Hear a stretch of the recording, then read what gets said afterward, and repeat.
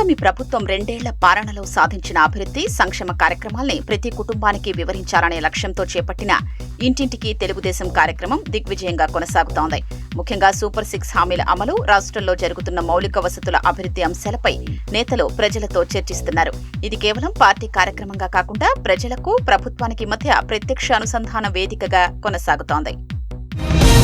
DSC ఉద్యోగ నియామకాలపై చర్చకు తాము సిద్ధంగా ఉన్నామని, వైసీపీ కూడా సిద్ధంగా ఉంటే అసెంబ్లీలో చర్చకు రావాలని ఎమ్మెల్యే కోన రవికుమార్ జగన్ కు సవాల్ విసిరారు. డిఎస్సి ఉద్యోగులపై వైసీపీ తప్పుడు ప్రచారం చేస్తున్నారని ఎమ్మెల్యే ఆగ్రహం వ్యక్తం చేశారు.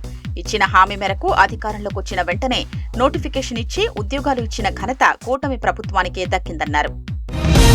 నో డ్రగ్స్ ఫిట్ వైజాగ్ నినాదంతో వైజాగ్ లో మారథాన్ నిర్వహించడం చాలా ఆనందంగా ఉందని టీడీపీ రాష్ట్ర అధ్యక్షుడు పల్లా శ్రీనివాసరావు అన్నారు. వైసీపీ హయాంలో గంజాయితో రాష్ట్రం నిండిపోయిందని పల్లా ఆవేదన వ్యక్తం చేశారు. ఆర్కే బీచ్ లో నిర్వహించనున్న వైజాగ్ మారథాన్ 5వ ఎడిషన్ రిజిస్ట్రేషన్ ప్రక్రియను ప్రారంభించినట్లు నిర్వాహకులు తెలిపారు. వైద్య విద్యార్థిని ప్రియాంక మృతి కేసులో నిందితులకు కఠిన శిక్ష పడేలా ప్రభుత్వం చొరవ తీసుకుంటుందని ఎమ్మెల్యే నల్లమిల్లి రామకృష్ణారెడ్డి తెలిపారు. అందుకే నిందితులపై ఇప్పటి వరకు ఉన్న సెక్షన్లకు అదనంగా మరింత కఠిన శిక్ష పడేలా హత్యానేరం అభియోగాలు మోపినట్లు చెప్పారు.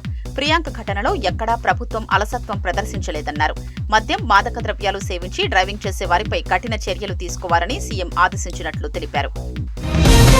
శ్రీ సత్యసాయి జిల్లా మడకశిర నియోజకవర్గంలో ప్రజా సమస్యల్ని నేరుగా తెలుసుకుని వాటి పరిష్కారానికి చర్యలు తీసుకునే ఉద్దేశ్యంతో ఎమ్మెల్యే ఎంఎస్ రాజు క్యాంపు కార్యాలయంలో ప్రత్యేక హెల్ప్ లైన్ ఫోన్ నంబర్ను ఏర్పాటు చేశారు. ప్రజా ఫోన్ ఉదయం 9 గంటల నుంచి రాత్రి 9 గంటల వరకు ప్రజలకు అందుబాటులో ఉంటుందని ఎమ్మెల్యే తెలిపారు. నియోజకవర్గ వ్యాప్తంగా ఎలాంటి సమస్యలున్నా తన దృష్టికి తీసుకురావచ్చని పేర్కొన్నారు.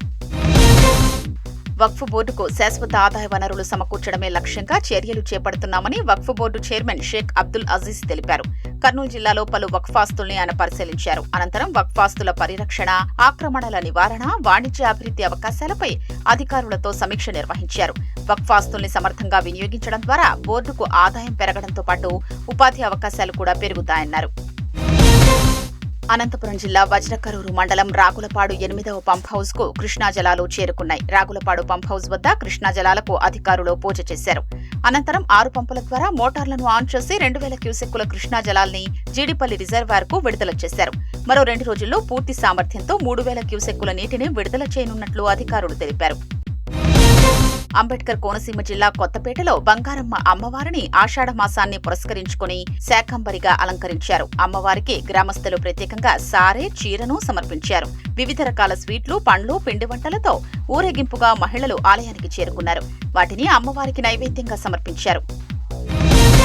బాపట్ల జిల్లా చీరాల మండలం ఈపురుపాలెంలో శ్రీదేవి, భూదేవి అమ్మవార్లకు, శ్రీ సీతమ్మ, శ్రీ లక్ష్మీ పద్మావతి అమ్మవార్లకు ఆషాఢ మాసం సారెను మహిళలు భక్తి శ్రద్ధలతో సమర్పించారు. మహిళలు, దేవస్థాన కమిటీ సభ్యులు మేళతాళాలతో ఊరేగింపుగా ఆలయానికి చేరుకున్నారు. ప్రధాన వీధుల గుండా సాగిన గ్రామోత్సవంలో కోలాట ప్రదర్శన విశేషంగా ఆకట్టుకుంది.